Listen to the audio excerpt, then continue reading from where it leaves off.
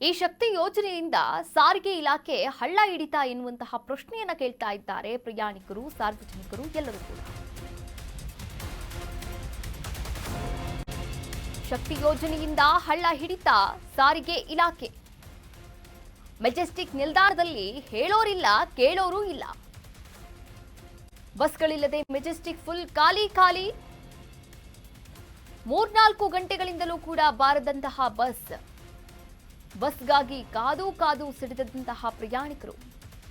ಹೀಗಾಗಿ ರಾತ್ರೋರಾತ್ರಿ ಪ್ರೊಟೆಸ್ಟ್ ಮಾಡಲು ಮುಂದಾಗಿದ್ದಾರೆ. ಹೊಸಪೇಟೆ, ಬಳ್ಳಾರಿ, ಚಳ್ಳಕೆರೆ ಹೋಗುವಂತಹ ಪ್ರಯಾಣಿಕರು ಕಿಡಿಕಾರ್ತಾ ಇರುವಂತದ್ದು. ಸಾರಿಗೆ ಇಲಾಖೆಯ ಅಧಿಕಾರಿಗಳ ವಿರುದ್ಧ ಆಕ್ರೋಶವನ್ನ ಹೊರಗಾಕಿದ್ರು. ಶಕ್ತಿ ಯೋಜನೆ ಬಂದಾಗಿಂದ ಕೂಡ ಸಾರಿಗೆ ಇಲಾಖೆ ತನ್ನ ಕಾರ್ಯವನ್ನ ಸರಿಯಾಗಿ ನಿರ್ವಹಣೆ ಮಾಡ್ತಾ ಇಲ್ಲ ಎನ್ನುವಂತಹ ಆಕ್ರೋಶಗಳು, ಚರ್ಚೆಗಳು ಆಗಾಗ ನಡೀತಾನೆ ಇರುತ್ತೆ. ನೋಡಿ, ರಾತ್ರೋರಾತ್ರಿ ಹೊಸಪೇಟೆ ಹೋಗೋಕ್ ಬಸ್ ಇಲ್ಲ, ಈ ಕಡೆ ಚಿತ್ರದುರ್ಗ ಹೋಗೋಕ್ ಬಸ್ ಇಲ್ಲ.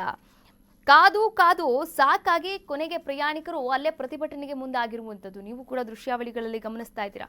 ಇದು ಯಾವಾಗಲೂ ಒಮ್ಮೊಮ್ಮೆ ನಡೆಯೋದಲ್ಲ, ಪ್ರತಿದಿನ ಕೂಡ ನಡೀತಾ ಇರುವಂತಹ ಒಂದು ಘಟನೆ ಅಂತಾನೆ ಹೇಳ್ಬೋದು. ಹೊಸಪೇಟೆ, ಬಳ್ಳಾರಿ, ಚಳ್ಳಕೆರೆ ಹೋಗಬೇಕು ಅಂತಂದ್ರೆ ಬೇಗ ಬಸ್ಗಳೇ ಬಿಡಲ್ಲ.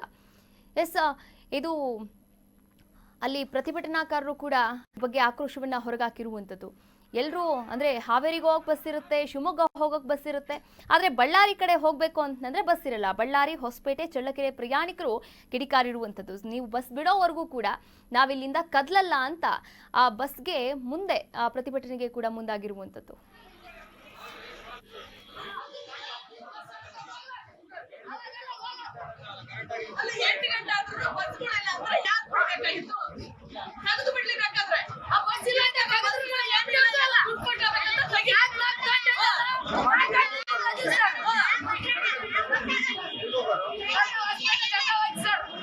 ಗಂಗಾವತಿ ನಿಮಿಷ ಒಬ್ರು ಮಾತಾಡ್ತಿದ್ದಾರೆ.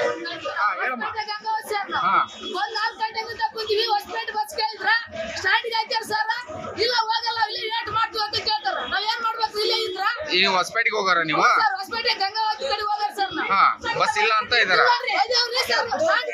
ರೆಸ್ಪಾನ್ಸ್ ಮಾಡೋರು ಯಾರು ಇಲ್ಲ ಸರ್.